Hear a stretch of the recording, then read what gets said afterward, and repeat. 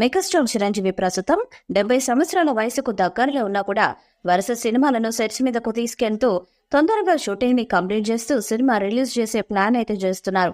అందులో భాగంగానే ప్రస్తుతం ఆయన విశ్వంబర అనే సినిమా చేస్తున్నాడు. ఈ సినిమాతో ఎలాగైనా సరే సక్సెస్ ని సాధించడమే లక్ష్యంగా పెట్టుకొని ముందుకు సాగుతున్నట్టుగా తెలుస్తుంది. అయితే చిరంజీవి గనక విశ్వంబర సినిమాతో సక్సెస్ ని కొట్టినట్టయితే ఆయన మార్కెట్ పాన్ ఇండియాలో భారీగా పెరిగే అవకాశాలైతే ఉన్నాయి. ఇక ఇదిలా ఉంటే ఈ సినిమా కోసం దాదాపు 150 కోట్ల వరకు బడ్జెట్ ను కేటాయించినట్టుగా తెలుస్తుంది.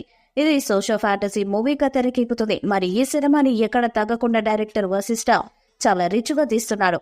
మరి ఇలాంటి క్రమంలో ఈ సినిమా మీద ప్రేక్షకులు భారీ అంచనాలు అయితే పెట్టుకున్నారు. ఇక సినిమా యూనిట్ కూడా ఈ సినిమా బాక్స్ ఆఫీస్ వద్ద దాదాపు 500 కోట్లకు పైగా కలెక్షన్స్ ను రాబడుతుందనే అంచనాలలో ఉన్నారు.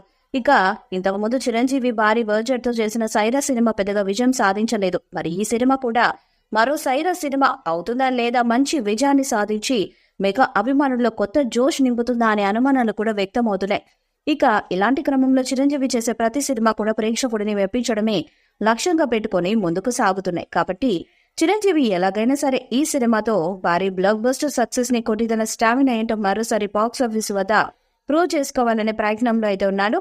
ఇక అనుకున్నట్టుగా అవుట్పుట్ తీసుకురాగలిగితే మాత్రం ఈ సినిమా దాదాపు 500 కోట్లు ఈజీగా కలెక్ట్ చేస్తున్నట్టు సినిమా యూనిట్ అయితే చాలా కాన్ఫిడెంట్ గా ఉన్నారు. ఇక ఈ సినిమాలో చాలా సర్ప్రైజ్లు ఉన్నాయట. డైరెక్టర్ వశిష్ఠ ఈ సినిమాను సంథింగ్ స్పెషల్ గా తెరకెక్కిస్తున్నారట. ఈ మూవీలో భారీ యాక్షన్ సీన్స్ ప్లాన్ చేస్తున్నారట. విశ్వంబర సినిమాలో power star Pawan Kalyan surprise cameo ఒకటి ప్లాన్ చేస్తున్నారట.